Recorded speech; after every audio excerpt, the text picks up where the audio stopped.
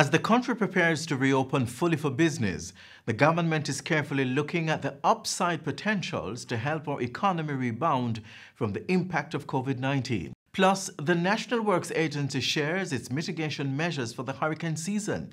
I'm Adrian Atkinson, and thanks for making it Jamaica Magazine. You've asked for it, and now it's here. The Jamaica Information Service has updated its mobile app. It's easier to navigate, loads even faster than before, talking about top speed, operates seamlessly across platforms, and we're a creative bunch, so it's much easier on the eyes. Now you have quick and easy access to news stories, television and radio features, and a variety of photos right at your fingertips. And you'll get push notifications when new content is uploaded. Download the app on your Apple and Android devices now and get news you can use. Jamaica Information Service, the voice of Jamaica on the go. We have some more important information you should know. During the period June 15 to 30th, 2020, non-nationals will be allowed to enter Jamaica. Now, I want the Parliament to consider the concept of the non-national. Because when we hear of non-national, the first thing that we think about is a tourist. And it is amazing because Jamaica is such a diverse country. There are so many persons living in our country who are not Jamaicans. But you can't tell because they have totally taken on the culture. They have assimilated. To be clear, there are thousands of non-nationals who live in Jamaica. They have houses here. They have lived here for years. They have businesses here. They pay taxes. They have work permits. They have long stay approvals. They have parents here. They have spouses here. They have children and dependents here, or they are dependents of persons here. Now, non-nationals will be subject to the same screening and risk assessment protocols. Everybody will be screened. Same thing. Everybody will be screened. If the screening now shows something that you need to be quarantined, you need to be tested, then that will be done. So business travelers, listen to this carefully now. Business travelers, that is a non-national who will be staying 14 days or less in Jamaica, less than the incubation period for the virus. In addition to the screening, they will be tested. They will be asked to go to wherever, whether it is their hotel or the home that they are going to, and they must quarantine for 24 hours or until they get back their results. All right? Business travel. So if you've just come to, and there are many people who have business here, they need to come and inspect, look what is happening, and just go back. It would be unreasonable to ask somebody to come and spend 14 days in quarantine and so forth, in terms of a business perspective, right? So you come in, go through your screening still, but you are also tested, and then you go, whether it is to your business hotel or wherever your lodgings will be in Jamaica. But remember now, you are registering through Jam COVID still, so we know where your address is going to be, and you will go through the sensitization, so if anything we can find. Just to be clear, Jam COVID for now will be the portal to enter Jamaica. Because remember now, we need to keep track of everybody and where they're moving around. Right? This is not any intrusion on your personal business. But if something were to happen, we need to know how to find you. And we always need to know how to deploy resources. That's critical. Tourist non-nationals who have registered on the Visit Jamaica platform for the purpose of visiting to stay at a hotel or a resort will be subject to the same health and risk screening process. Temperature check, symptoms observation, and risk profiling. Depending on what comes out of that, right? So based on that assessment, they may be tested. as recommended by the public health team. If testing is recommended, then they will be required to quarantine at their destination until the results are available.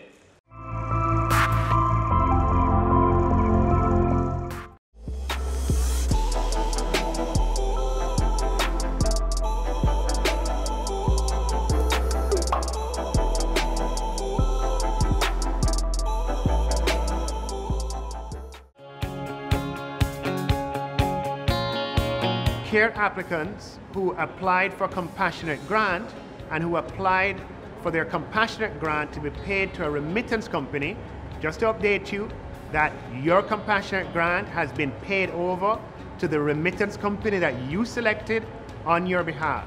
And your compassionate grant will be with your remittance company until the 30th of June. So that gives you all of May and it gives you all of June to collect your compassionate grant. We continue to track government's multi-sectoral fight against COVID-19.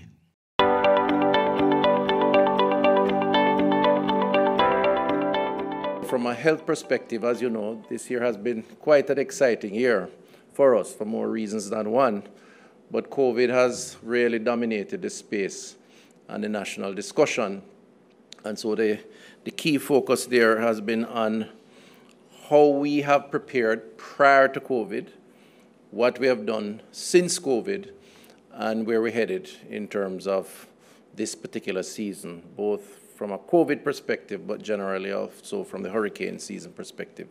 So in terms of the interpandemic phase, this, of course, explains the phase between two pandemics, the last one being the H1N1 era, 2008, 2009.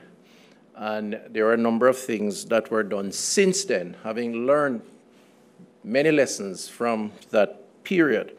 So what did we intend to achieve? Preparation of all sectors of the society for a response, a strengthened response to the pandemic threat. So we had a pandemic plan that was developed. We brand it now the COVID plan, but it actually started as a result of H1N1. A disaster risk management apparatus mobilized, clinical and primary healthcare system assessed and strengthened for response, and the public education program. The alert phase, which has taken place up to this point, even though I think we're somewhere between alert and epidemic phase, we're in the pandemic phase. The alert phase really tried to achieve a delay in the disease crossing our borders coming into Jamaica. And there are a number of actions that were taken to support that. Restrictions, as you know, on travel, quarantine isolation protocols, and then having had the first case of COVID-19 identified within a particular period. So we did achieve some amount of delay. And then the epidemic phase, managing and controlling the spread and impact of the disease. And generally speaking, I think we have done well.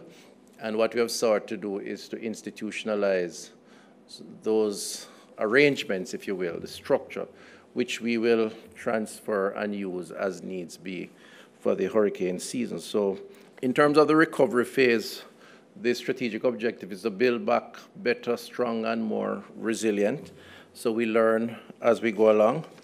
Preparation for the hurricane season 2020, the areas of focus would be the gap analysis for primary healthcare facilities, an analysis for secondary facilities, the public health risk communication strategy which is being developed, procurement needs and restocking of emergency supplies, which is underway, looking at what we would need in case of a hurricane-related emergency, assessment of shelters across the country, which is now taking place, and disaster response plans reviewed and updated for all health facilities within the public health infrastructure across the country, both hospitals and of course, health centers. So all of this represents the sort of overarching approach that we will take in preparation for the season. The next slide looks at the direction and coordination activities. Our Emergency Operating Center continues to be coordinated through the Emergency Disaster Management and Special Services Branch.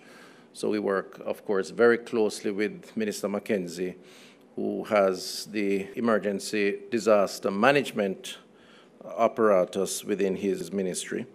We have set up a new Emergency Operating Center, which is very technology-driven, at the IBM building in New Kingston. That was opened about 6 weeks to 2 months ago, and it's very able to respond and to coordinate from that location across the country.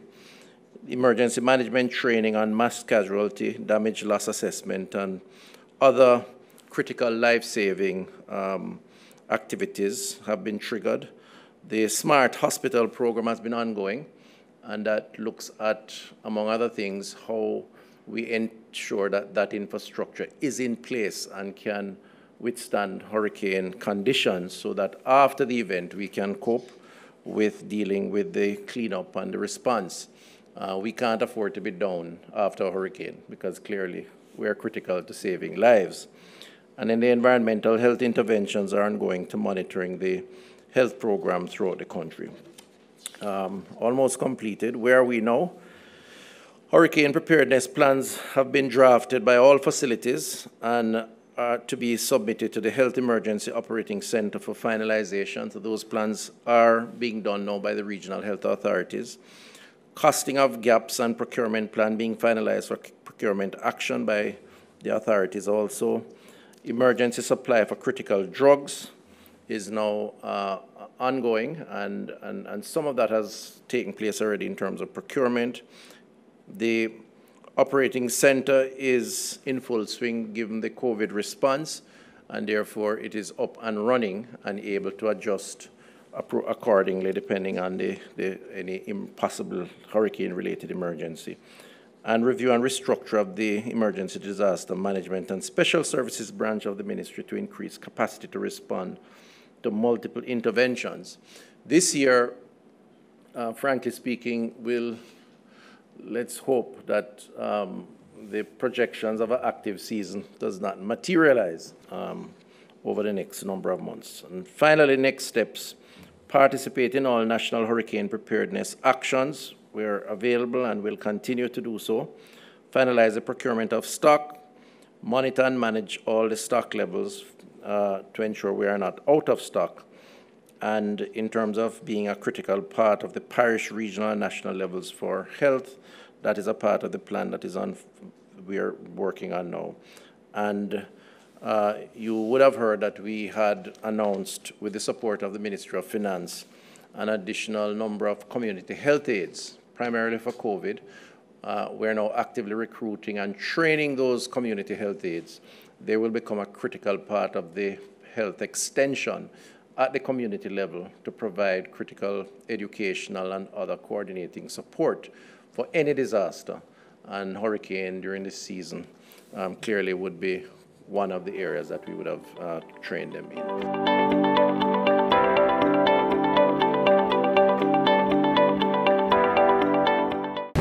Hurricanes can strike at any time. In the event of one, be prepared to act quickly.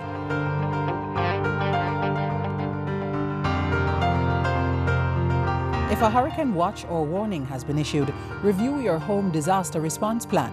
Map out likely routes to evacuate if your home is at risk, and confirm with relatives or friends you plan to stay with. Also, confirm the location of the nearest shelter. Check your emergency supplies and restock if necessary. Remember, disasters do happen, so be prepared. Recently, the National Disaster Risk Management Council held a digital meeting to update the nation on the joined-up government approach to the country's hurricane preparedness measures. In this excerpt, we hear what the National Works Agency is doing.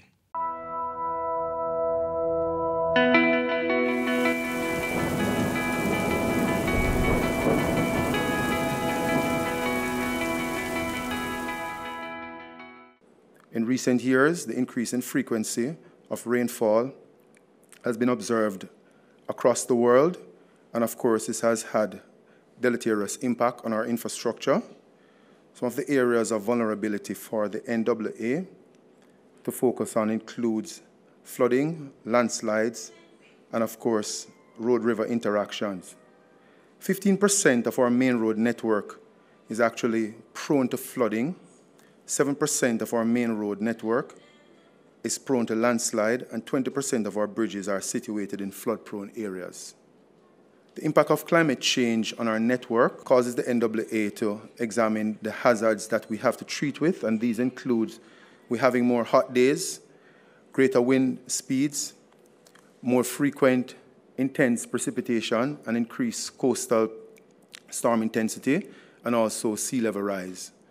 What does this mean for the impact on our network? Pavement failure, landslides, breakaways, flooding, coastal erosion.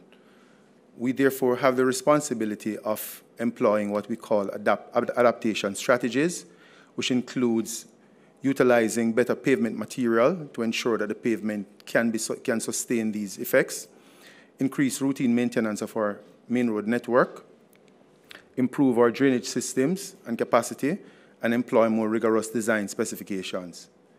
We also have to look at relocating coastal roads where possible or build the roads higher to deal with the effects of flooding.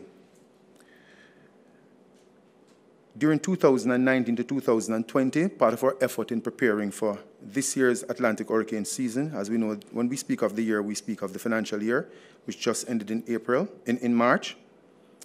We employed programs for mitigation works, which includes addressing critical drains, tributaries, community drains, major gullies, and river channels. We undertook works to the tune of almost $1 billion Jamaican dollars, addressing critical drains island-wide. Our objective is to build resilient infrastructure, which includes bridge construction, drainage improvement, retaining walls, and river training works. We also having just completed part of our drainage improvement by building some of the infrastructure that will in fact be considered all-weather infrastructure. I'm referring here to Marcus Garvey Drive Road Improvement Project, the Mandela Highway Road Improvement Project, just to name a few, Hagley Park Road Improvement Project, and Constant Spring Road Improvement Project.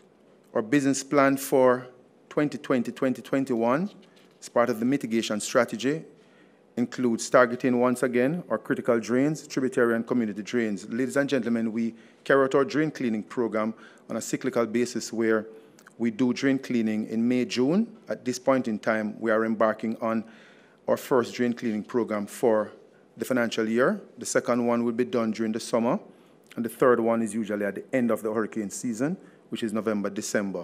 And as you can see there, we also have plans for some river training. This year, in light of the budget support that we receive, we will be carrying out at least $354 million worth of work. Part of our business plan as well in upgrading our infrastructure includes the Southern Coastal Highway Improvement Project, which we have started, and our responsibility is to deal with the eastern leg of it, which is between Harborview to Yallahs and Yallahs to Port Antonio. We'll be looking at putting down 4-lane roadway, as well as 2-lane roadway from Yallahs to Port Antonio, and the 4-lane goes between Harborview to Yallahs. All of this is part of building a resilient infrastructure network that can withstand the effects of climate change. Of course, as you can see there as well, we are trying to complete at this point in time our Kingston Junction Road is between Broadgate and Agualta Vale.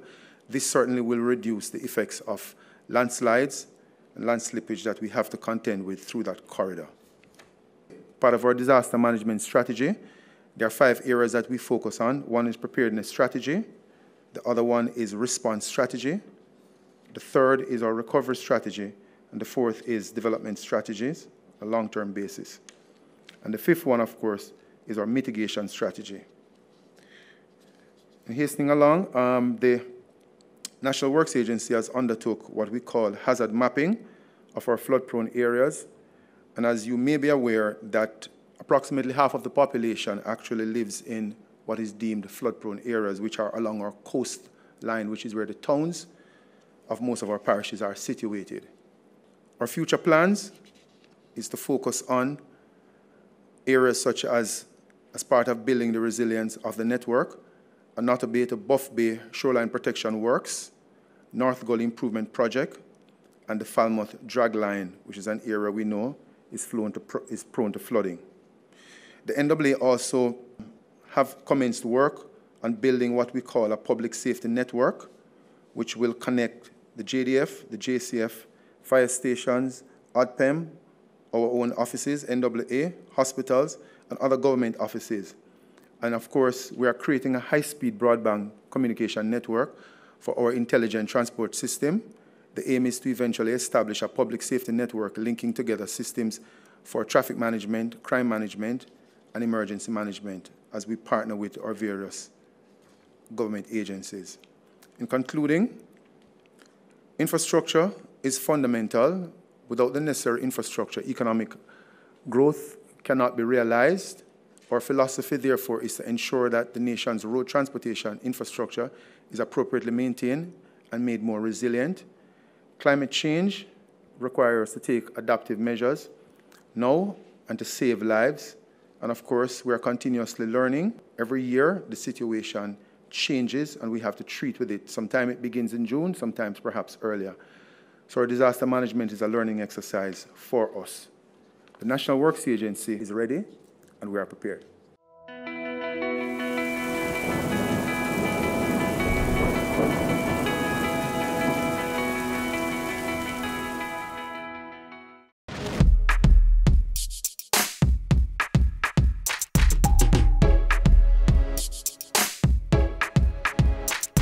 How would you want to be treated if you were diagnosed with COVID-19? Not like this. Them will talk how I'm wicked and dead, and they behave like I am the one that created the virus. All my friends as well that were positive, them going through even worse than what I'm going through. Persons are calling police on them as well. Do not allow your fear of COVID-19 to rob you of your humanity.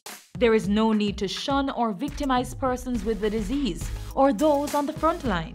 To mistreat persons that do have it, it's not a good feeling. We don't cause this on ourselves. We really need to cut the hate and work together as a country, as communities to overcome. Let us be understanding with those affected and support each other. Be kind. End the stigma.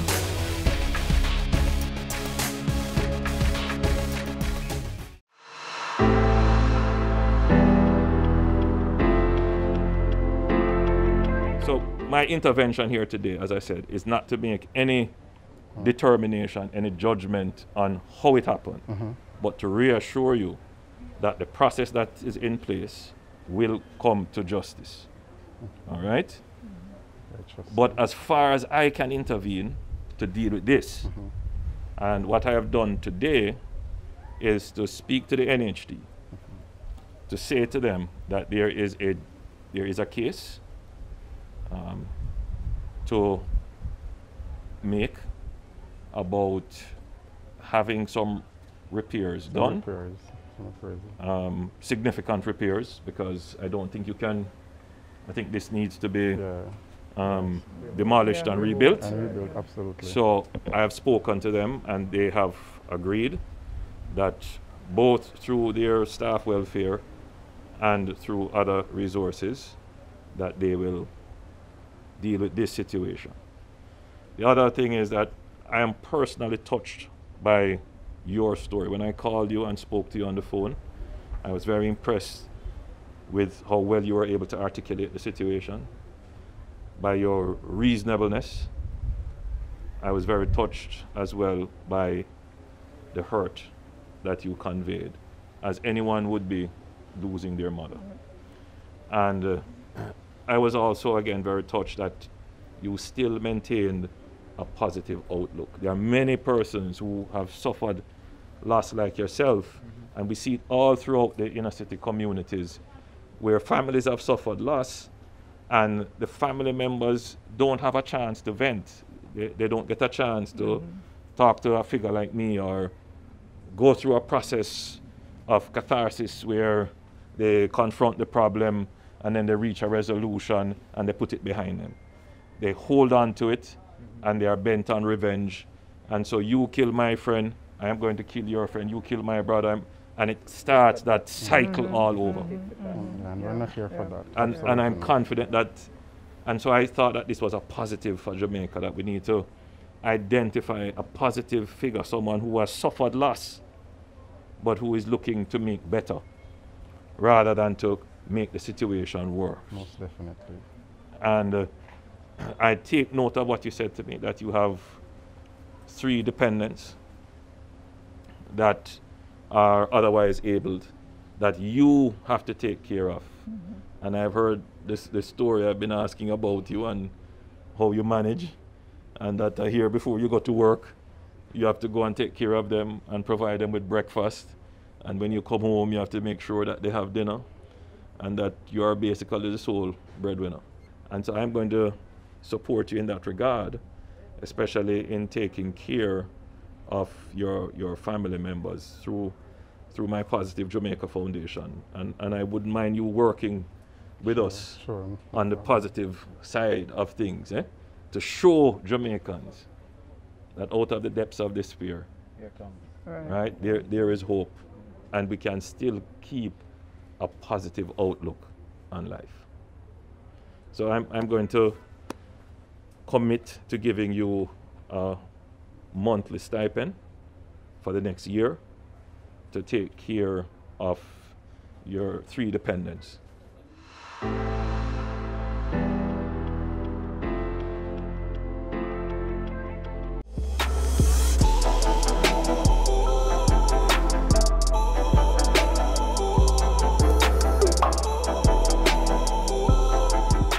This is where our journey ends, but only for today. Do join us again tomorrow when we'll bring you another informative program.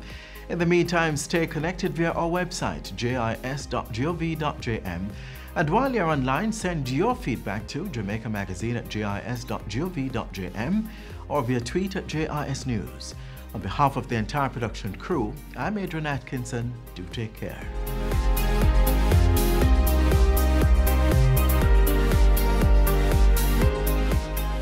This has been a production of the Jamaica Information Service, the voice of Jamaica.